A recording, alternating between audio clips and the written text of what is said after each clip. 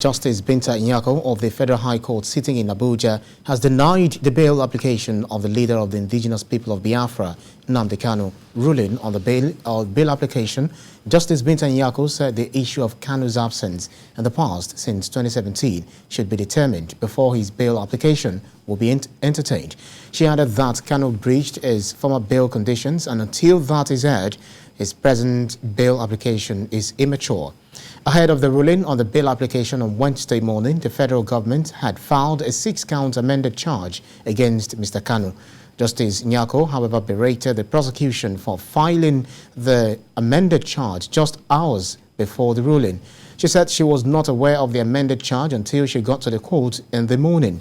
According to her, the prosecution cannot dump the new amended charge on the court on the morning of the hearing.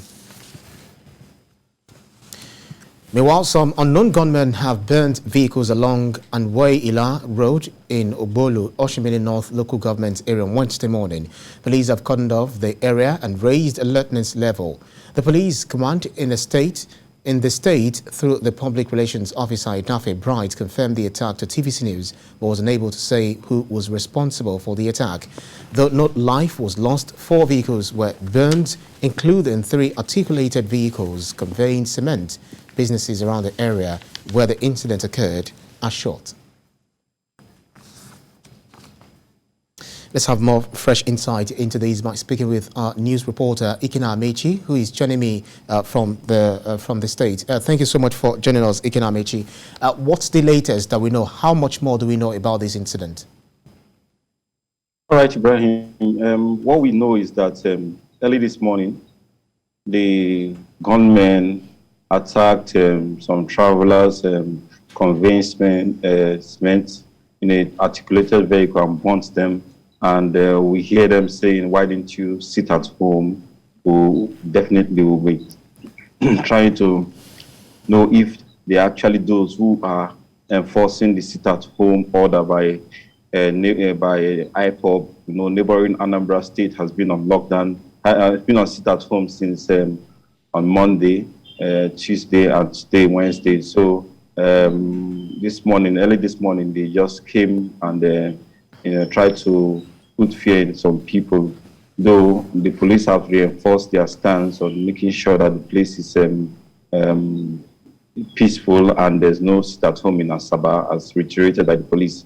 We know that some days back they issued a threat on Facebook, saying that warning residents of Asaba and environment to observe the sit-at-home being done in the southeast, and the police came out immediately to say that there's no sit-at-home in Asaba and that everybody should go about his lawful business, and they actually raised the alert level and ensure that nobody or any group will enforce such in Delta State. And I thought, so probably because of the failed attempts to enforce it through threats, they actually had come out to want to do that, but unfortunately for them, they couldn't, because they just have a place that they try to want to, instill fear in people. But all the same, Asaba is safe, everywhere is calm, nothing is, everywhere is going about its lawful business, except for that Ubolo as is where some business probably are shut because of the nearness to the place that the incident happened. But apart from that, everywhere is just calm, and the police will soon brief the press. Well, looking at the video that you sent to us, we could see that there are some vehicular movements to some extent, although the traffic is not so high. Is that to say that normal vehicular movement has been restored, or is just people who are not aware of what is happening there in the area that are passing by? Well, normal vehicular movement has been restored ever since, even after the incident, because some people are not aware that they thought it's probably a vehicle that caught fire also. They are not aware that it was an attack by anybody, any group of men. They just thought that any group of people. And for people coming from that axis, that axis is actually a transit from Delta State to other states like Edo State and Kogi State. So vehicular movement, and especially big vehicles, articulated vehicles, come from other states to that place. And so there's no actually stop of vehicular movement there, and even Asaba. So normal activities have been restored, except for shops around there that were shut because of fear of what might happen to them. All right, TVC News correspondent Iken Amechi, keep close tabs on these for us. Thank you. Now moving on to political matters, the ruling All Progressives Congress has inaugurated its screening committee for State House of Assembly aspirants. The party also inaugurated special Congress committees to elect local government, state and national delegates of the APC. Habida Lawal reports on this. Nigerians will go to the polls early next year to decide who they want in various elective positions. But before then, political parties have to conduct their own primary elections.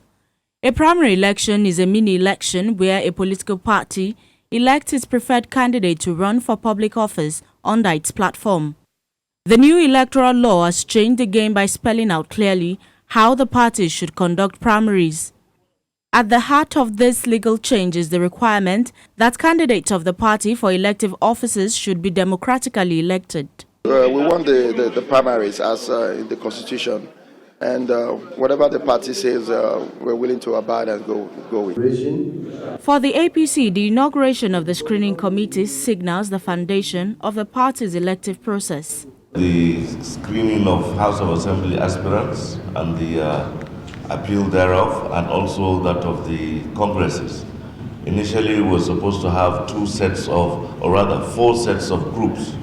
So we decided to combine, since they're all a day after each other, we decided to combine both exercises. We have a certificate you have printed that after submission of the names of those that have screened, we will now write the names and forward them to both the chairman and the secretary so that they can give to each of the screened aspirants. We are not working in vacuum. There's our membership on the ground already. We have a state executive that we are going to work with. We have local government executive we are going to work with. We have a ward executive across the length and breadth of the country. So we are not working in vain.